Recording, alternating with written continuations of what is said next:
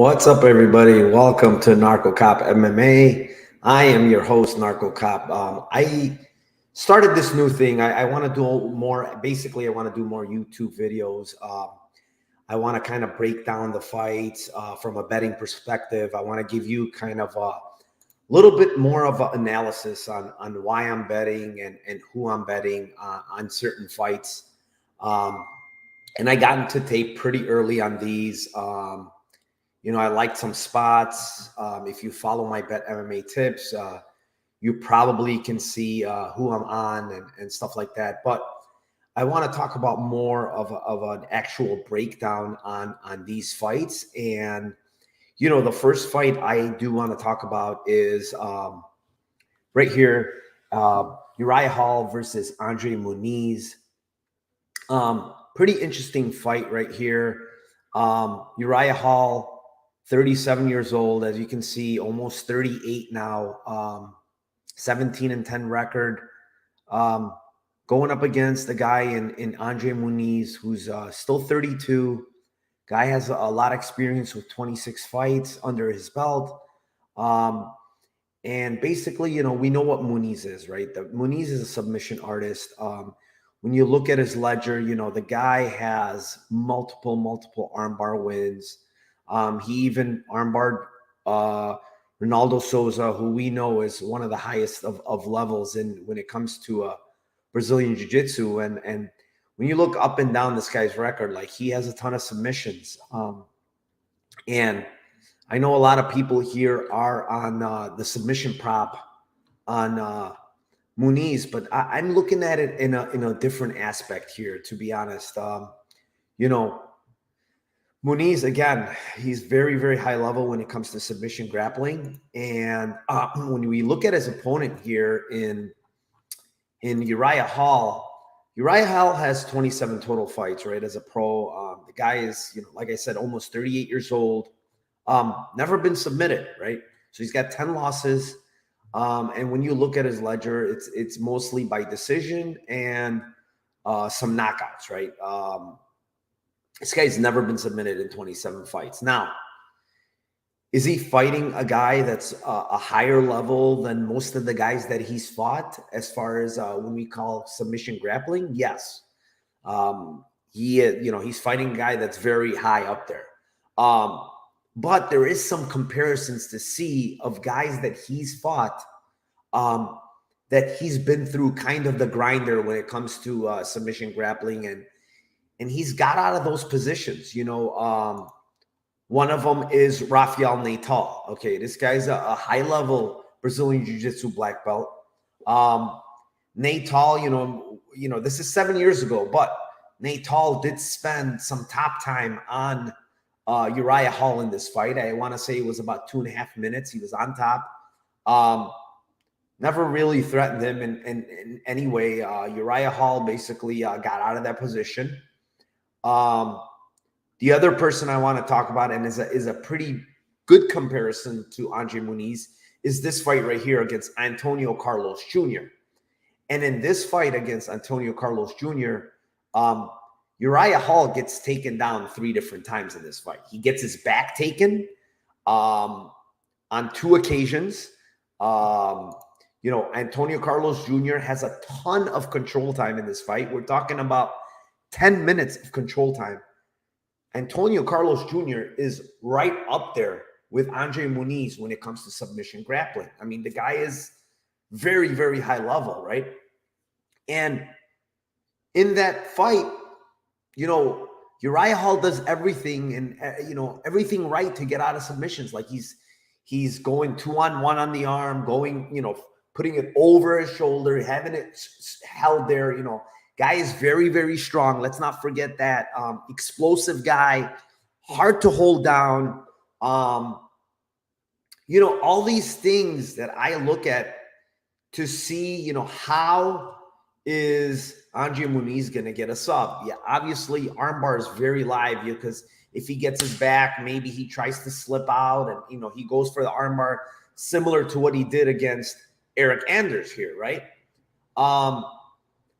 But, and a big but, obviously, let me show you the odds on some things that I see that are a little off here. Okay, so let me stop this screen. Let me give you this one here.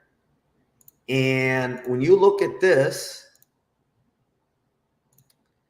one second, guys. Let me go to, okay, there we go. All right, here it is. So can you guys see the odds fine? Yeah, I'm pretty sure they're good. Okay, so let me open up here. Andre Muniz. All right, so when we look at these odds, I'm looking at something that sticks out, that has some value to it, that, you know, I can say, hey, you know what, this feels like it's kind of off, right? So when we look at submission, I mean, the guy is minus 110, minus 120, and I get it. I mean, it's a pretty good, you know, possibility that he might get a submission here. But when we look at Hall's total career, 27 fights, never been submitted, having been in the ring and been in bad positions against very, very, very high level grapplers like ACJ, he didn't get the submission on him. And, you know, look at this line here. Look at this line. Muniz by decision is plus 650, right? Is there a world that Muniz wins this fight by decision? Yeah. He can get some takedowns, you know, get some top time, maybe even get the back without getting a submission, right? And then when it's on the feet, we know Uriah Hall is very, very, you know, low output, low volume. So it's not like, you know, Uriah Hall is going to blow Muniz away on the feet. No, he doesn't throw a lot, right? So is there a world that Andre Muniz can win this decision? Yeah, I mean, he did against Antonio Arroyo. He did against Bruno Assis. I mean, he's had decision wins before. It's not like this guy, you know, subs everybody. And when you look at, you know, like I said, when you look at Uriah Hall, it's either losing by decision or getting knocked out, right? So, you know, again, this is an example where, you know, Antonio Carlos Jr. split decision, you know, he won, but there's a world that he can lose a decision to Andre Muniz. And you see right here against another grappler, he lost the split decision to Nate Hall. So what I'm trying to say is plus 650 on Andre Muniz by decision has a lot of value, in my opinion. I have a play on it. I played Muniz by decision for half a unit at plus 650. I think it has very, very good value. Yeah, I mean, that's my fight breakdown there. Like on the feet, I do favor Uriah Hall a tad, but I mean, Muniz can mix in takedowns. He can land a little. And the other thing is Uriah Hall is older, man. Like he's not as explosive on the feet as he was when he was younger. So this guy's 38. I do favor the Muniz side, but I'm never laying that money line, to be honest, because it's slightly too wide. I mean, minus 300, minus 330. There's a lot of recency bias. Muniz is on a big winning streak, and I could see it, but I'm not touching that money line at all. Yeah, I'm sorry, man. I have an empty house, and there's not much I can do with the echo block. I'm sorry, man. Piaggio is in here. What's up, Piaggio? Luke Golding, Daz, Mushroom, all the same gentlemen that are here. What's up? Prince of Mischief convinces me to bet DDP versus Taveres. Doesn't go. I will talk about that fight up next. Chronic Combat, what's up, man? Thank you for being here. Black Bet is in here. What happened? Sounds good. Okay, sounds good was me. Oh, okay. All right, cool. Yes. Thank you, Mushroom. I have been on fire. Hall's volume is not that good. It's not that good, like I mentioned. I don't think his volume is very good. I mean, like I said, I see a world where Muniz wins this decision here, and it's plus 650. There's just not a lot. You know, that's a ton of value in my opinion. That snap sound of Jacare's arm break in the Muniz fight was brutal. It sure was, man. It was nasty. And you see Jacare, it's like, yeah, he tablets. Like it was like nothing happened. I don't know. It was so weird. You should do this type of show more often. Very informative. Thank you. I appreciate it. I'm going to try, man. I'm going to try to add more content. Narco, Illy. Yeah. But let's talk about fight number 2. Kind of an important fight for me. because I do have a bet on this. I have a couple of bets on this fight here. And that is the fight right here against Brad Taveres versus TaveresDu Plessis. Let me share my screen with you guys, and we can talk a little bit about this matchup here, which is an interesting one. So little about both guys. Taveres, 19-6, 2-fight winning streak. 34 years old. Good striker, decent striker. Good takedown defense. Guy is a little hittable, but overall a solid guy. How I would describe Taveres is solid, but nothing overwhelming, to be honest. Doesn't have a ton of power in his punches and decent power. He could shoot some takedowns sometimes. I mean, he does have a decent double leg when he wants it. But he's not special anywhere. Absolutely not special anywhere.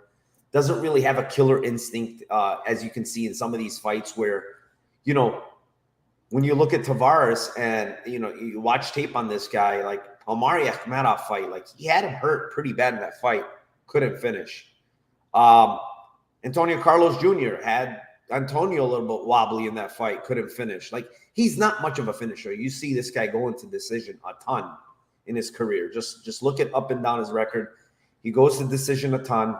But he's also durable. Like, you see Shabazian, he rocked him, landed that nasty head kick that would put out anybody, right? Survived Adesanya, right, on Ultimate Fighter. Got knocked out by Whitaker, but knocked out by Bosch. So the thing is, the guy can be stopped, like rear naked choke by Court McGee. So it's not like this guy cannot be stopped, right? So he has most of his losses are actually, not most of them, but half of them are inside the distance. Shabazian won, actually more. 4 out of the 6 are ITD. So the other side on Du Plessis, you're talking about a guy that's still only 28.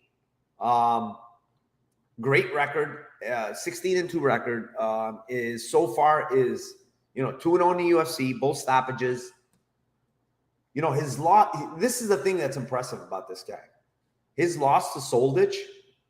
I mean, it's a competitive fight, and Soldic to me is UFC level, like up there in the UFC level. He's a very, very, very good fighter.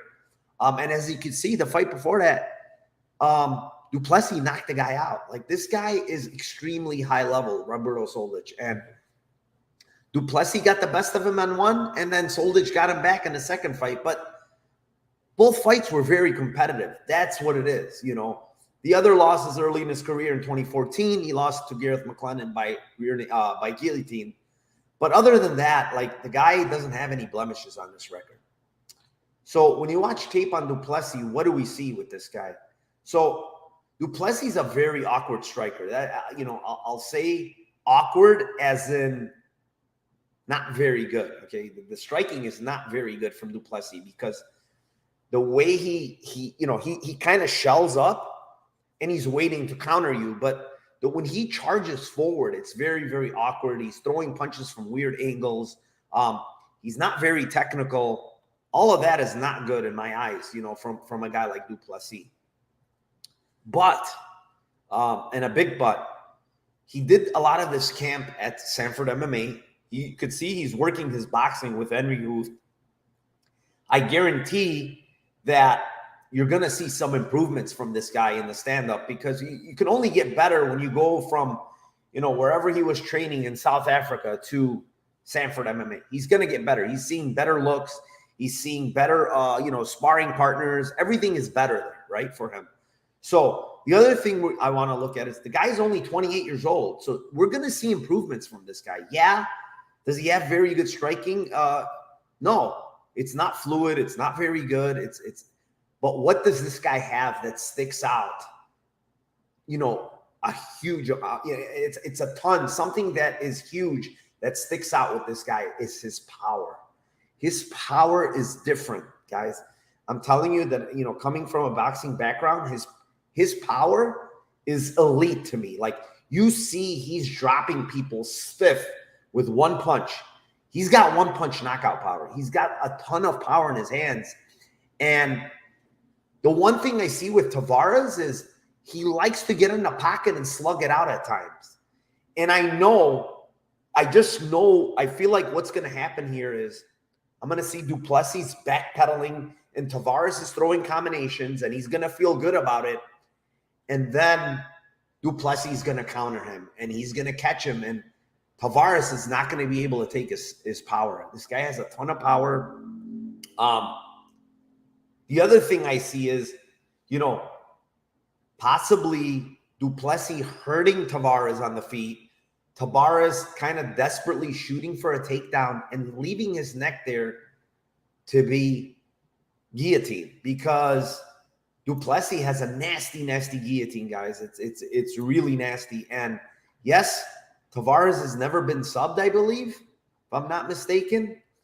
Oh, yes, once by Court McGee. But when you watch, so I went back and watched, Antonio Carlos Jr., he stuck his neck in there a couple of times where he almost got subbed.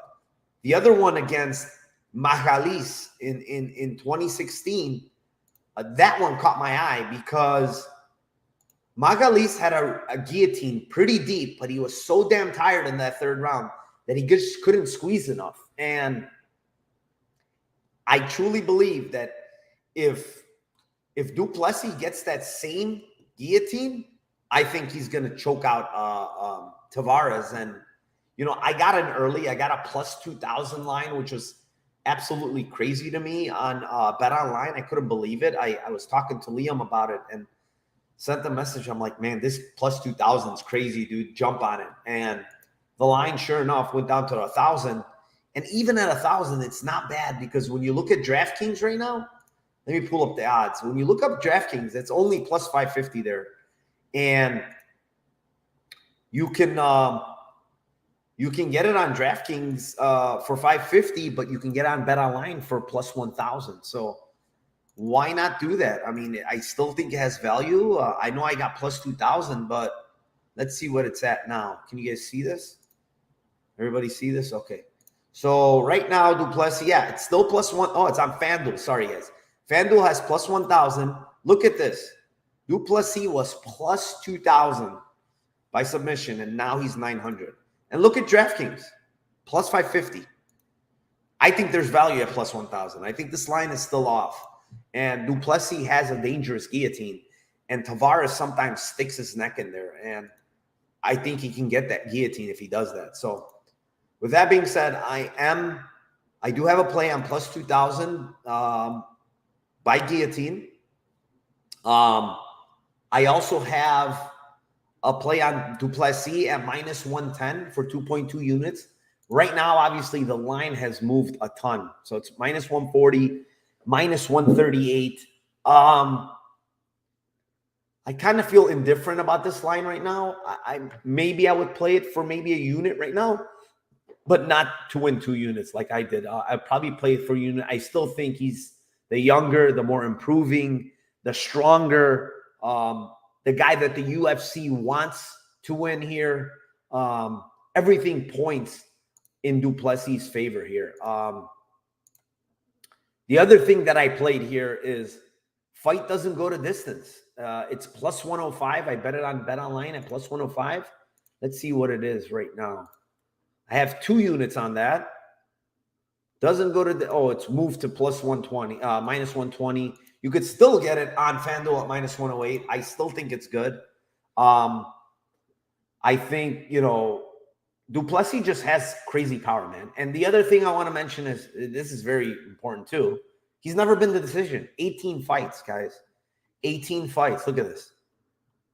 Never been to decision. Never been to decision. I don't care who he's fighting. This guy doesn't fight to go to decision. He goes, obviously he's a kill or be killed type of fighter, but he's killing most of the time. So if you're getting, minus 108, fight doesn't go, yeah, it's good. I mean, I have at plus money, but I still think minus 108 is very good in a fight like this, because, as durable as you think Taveres is, he's still been stopped 4 out of 6 times. So obviously he's not super durable. So he's durable, but I still think it's one punch power from Du Plessis. He can put him out with one punch. So yeah, I like that. Those bets on that fight. I like Du Plessis. I like Du Plessis submission. And doesn't go to distance. That's what I like over there. Greg Crump says Jacare's embarrassment made the pain insignificant. Du Plessis by sub, why not? Has history of guillotines. Yeah, his guillotines are nasty, guys. Guillotines are nasty. Brandon, what's up, buddy? What's up? Mushroom, I saw videos you can still throw down with power. Oh, yeah. Oh, yeah. What else? What else? What else? Let's see. Prince, say Narco, is DDP still worth it at -158, or is it better to do inside the distance or KO decision, his sub decision? I wouldn't play him at 58, honestly. There's 38 hanging out there. If you have Bet Online, if you have DraftKings, it's -140. I would take it for a unit, but -158, you're like getting the worst line out there, the absolute worst line. And yeah, I mean, that's the worst line. I don't even see 55 as the highest. So don't play 58. You can definitely get better.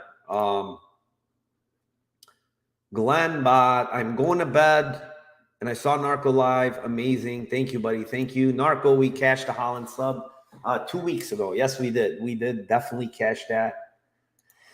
Glenn says, fight doesn't go to decision. Yes, I like it. I like it. I like it. Smash the like. Please, guys, smash the like. It's violence all day in this fight. Yes, that's what I'm looking for. Drekus all day, says William Tyner. Yes, Drekus all day. Yeah, I mean, anybody else, any questions before I get out of here? I just wanted to make a short little video on this. I'm going for 22 minutes. But, yeah, I mean, those are the spots I like. I like Du Plessis at mine. I mean, I have him at -110. I think I'd play him for one unit at -140. Doesn't go to decision. I still like that play at -108. I got +105, but I like that play at -108. Du Plessis submission +1,000. Definitely has some meat on the bone. And the other fight, Andre Muniz versus Uriah Hall. I have a stab on Muniz by decision at +650 for half a unit. I think that has value still. Never been subbed Uriah Hall. Been in bad positions versus very, very high level grapplers in ACJ and Nate Hall. So, yeah, give me that decision win for Muniz and +650 number. I'll take it all day. Misha said, will you be doing Strickland versus Alex? Probably not. It's already Wednesday. I have a ton of other tape like on regionals and stuff that I want to do, some PFL. So, no, I probably won't get to that fight. Glenbot says, Turner round 2 and Lawler round 3. Lawler round 3, I don't like, period. Barberina has a crazy gas tank. He comes on a lot round 3. I know when you look at his record and you see that he's been stopped, in round 3 by, who was it that stopped him? Both guys, actually. Randy Brown and Vicente Luque. Yeah, but I mean, when you look at the Randy Brown, it's a body shot. It's a younger guy, Randy Brown. Vicente Luque absolutely killed him throughout the fight. Eventually got him in the third with like 6 seconds left. And actually in that fight, Brian Barberina dropped Vicente Luque. So, no, I don't like Lawler round 3. I think that fight goes over, to be honest. Both guys are very durable. It's probably like a Rock'em Sock'em Robots type of fight, but I don't think anybody puts out the other person there. I think fight goes to decision there, over, whatever you want to call it. I like it in that spot. Turner round 2. I can't pick a side there, honestly. I taped it a lot, and I see maybe Turner stopping this guy early, first or second round, like within 7.5 minutes. But if he doesn't, it might get a little hairy down the stretch. So, yeah, I mean, I do like violence in this fight, to be honest. Like, I like the under 2.5 here. I'll give you that too. I like fight doesn't start round 3. It's +100 on DraftKings. I don't know if it's still +100, but it was when I bet it. It's moved. It's minus 125 now, so that's moved. Yeah, I like fight doesn't start round 3 in that fight, because I don't think that fight goes to the scorecards. Lambeau Plays Podcast is the best prop show. Thank you, Mushroom. I appreciate it, buddy. Thank you very much for telling your friends also. I welcome all the subs. I'm trying to get to 1,000. Like, what else can I do? I'm up. All my plays are free. I'm up like 60 units this year. 37 units just alone last week. I've been crushing it this year, guys, and everything's been free. And all I ask for is subs and some comments and stuff like that. And that's it, man. I'm at like 670, whatever, 8 or something. I have over 3,000 followers, but somehow I only have 680 subs or something. So, yeah, guys, I mean, thank you very much for coming on. Turner by sub, says Brandon. It's possible. It's possible. Yeah, he attempts subs every fight. You're right. It's possible, but I don't know if it's going to happen. Yeah, I mean, I think that's it. If anybody has any other comments, otherwise, I will end the stream. Thanks, guys, for tuning in. Appreciate it. Share this video, like it, do whatever you can, and so others can see it, and that algorithm can go up, and maybe I get more subs.